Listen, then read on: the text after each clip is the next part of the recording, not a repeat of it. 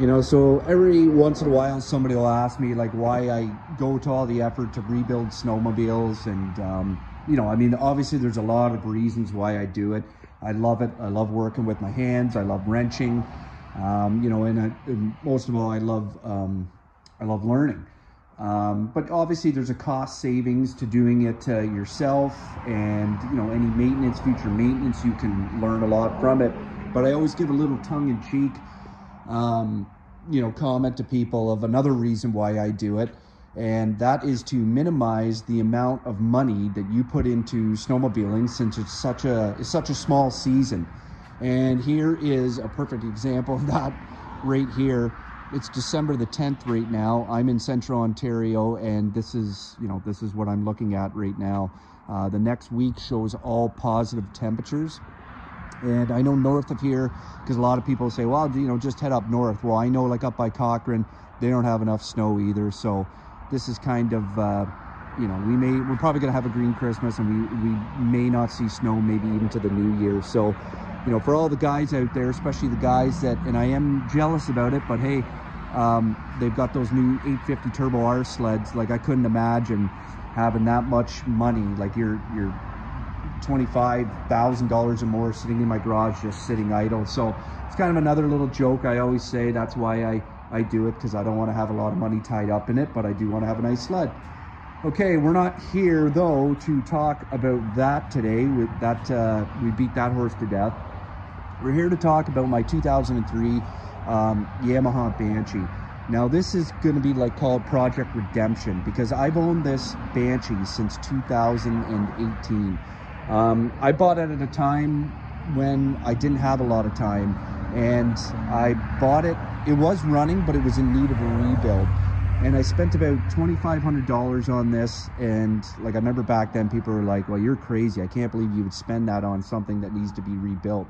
Well, can you imagine now what those people must be thinking? Because the prices of Banshees have skyrocketed quite a bit. And I know, like, you know, everything's went up in value, but Banshees have really went up in value. Like, I don't know, it's hard to even find one now that's been beaten on for under $5,000 Canadian. But anyway, so here we are. When I originally got this, I rebuilt the engine. I did not know as much now as I do about two-stroke or engines, period, as I do now, from working on snowmobiles and dirt bikes. Since then, I've gained a wealth of knowledge that I'm very proud of. So we're going to go back here, and I'm going to redo this Banshee. I'm basically going to tear the engine out, and I'm going to start fresh. Like back then, I didn't even know like a leak down test, and I would love to leak this down. I probably will before I start tearing it down, and I'm sure to God it's leaking. At the time, I put a new cool head on it. I put all new coolant lines.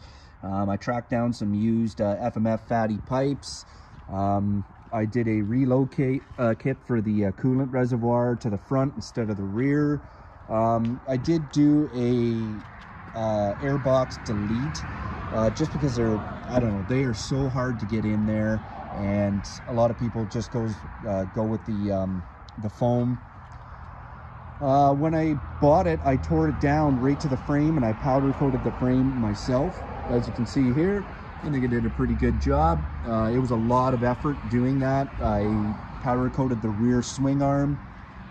Basically, there's a guy, his video is still on YouTube to this day, and he was selling his Banshee, and his Banshee was so beautiful. I mean, you should see how many likes and comments the guy got just from this video. He made a video about selling the Banshee, and everybody was joking around going, he probably made more money off the video than he did actually selling the Banshee. So it was the inspiration for this project.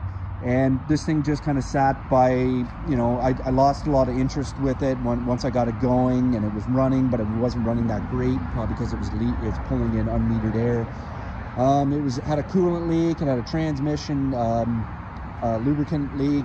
So it was very disheartening for the amount of time that I put into it.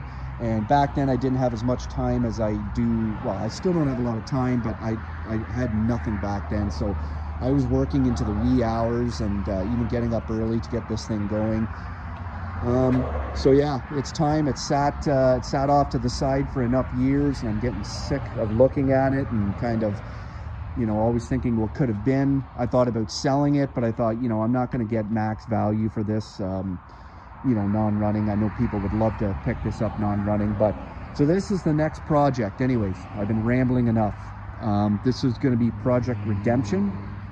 The first thing I'm going to do, like I said, I'm going to pull the engine out. I probably won't show that because it's fairly simple to pull these engines out. You got your engine mount here, you got your engine mount here, and then you got these like suspension bars or whatever underneath. And basically you just disconnect your exhaust, you know, your carburetors. I mean, there's not much to it. So probably in the next video, I'll show you guys. I'll have the engine out and I'll have it on a bench, and we're gonna start the disassembly of the engine, and we're gonna go over it again.